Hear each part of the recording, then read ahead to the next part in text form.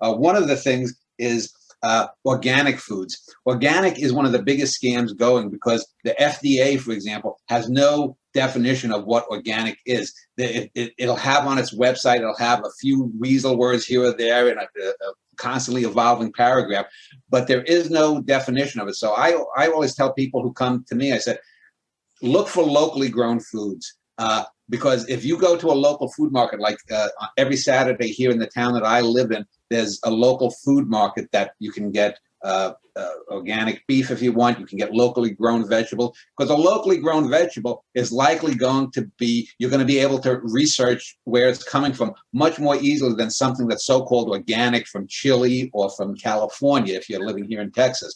So that's number one. Number two is that the way that a grocery store is set up is there's something called service contracts, is that every inch of a store's shelving space is paid for by the products that are put there. So it's not customer based. 35 years ago when I got, almost 40 years ago when I got into this business, if people wanted to have Limburger cheese and we didn't carry it normally, I had an ability running a dairy department that I could go to an outside vendor and say, look, a lot of the German people here want Limburger cheese. Let's bring in some Limburger cheese. And we could sell things that way. Now, there is tremendous waste because company A wants to put on their shitty little sugar-filled yogurts for 6 feet there, and they want to have it underneath the Yoplait yogurt so will sell better.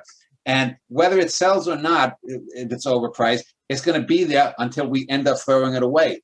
In France, for example, they don't have that problem because they do something very intelligent that in the U.S. we don't do. We do a lot of things dumb in the U.S. grocery business. For example, we're the only country in the fucking world that takes raw eggs and dips them in vats to remove the natural vaginal juices from the chicken mother that acts as a natural protectant to the egg. So that's why eggs, for example, in the U.S. are refrigerated. We don't irradiate milk that could last for 6 months. We throw away God knows how much milk in this country because we refrigerate it right away instead of irradiating it, which will lose about 2 to 3% of the vitamin content, but it'll last for a year and a half or more if you want. But isn't that more so because of like the ultra pasteurization? Like if you, for example, destroy all the bacteria in the milk, that also, gives you an opportunity for, a bad bacteria to colonize it. Whereas, in other countries, you could have milks that eventually just turn into yogurt naturally. You know what I mean? Like, is it a similar kind of thing or what? Well, as far as I know, with the milk, we're right next door to Mexico, and there are people who have lived in what's called the valley, down the Rio Grande Valley, that do sometimes get their milk from across the border because it's cheaper and lasts longer. So they've never had any issues with it. But the thing with the eggs is just mindless. But getting back to France, France has a law that says if 7 days out from the date of expiration, the companies have to pull those products from the shelves. And by the 5th day out, they have to legally get it to a homeless shelter or a food bank so that it isn't wasted. We don't do that. For example, my company will pull something 5 days out, and within 2 or 3 days, if it hasn't sold the last day or two, it's not going to sell. But France mandates that they do that so that the food, while it's still in date, gets to the people who need it the most in that country. And one other thing that I wanted to bring up is the god-awful subsidies that we give to bad product. We subsidize the beef industry and we subsidize the corn industry. Corn sugar, corn syrup is in so many products it shouldn't be in. You can talk about all of these, non-organic, non-natural products that are in like frozen foods, but they are minuscule compared to all the things that you wouldn't think has sugar in it, but has corn syrup in it. And we subsidize this, which we know is bad for you, which causes obesity, which leads to diabetes, which leads to, billions of dollars in future medical care costs. And even more so, beef.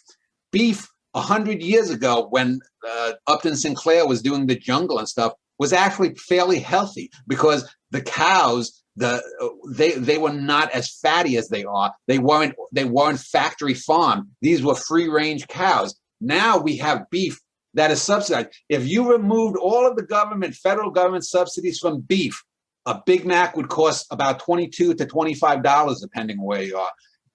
We are subsidizing food to cost less, the bad food to cost less, rather than subsidizing some of these locally grown produce products with the stuff that is much healthier. So, and the reason we're doing that is because these companies, the companies that Monsanto and these companies that the big beef producers, the big corn producers, were entrenched as basically monopolies, or at least oligopolies, that dominated the market before we knew a lot of this stuff in the 50s and 60s and 70s, when a lot of this information came out about how bad these products were for you and were swept away like the cigarette companies did.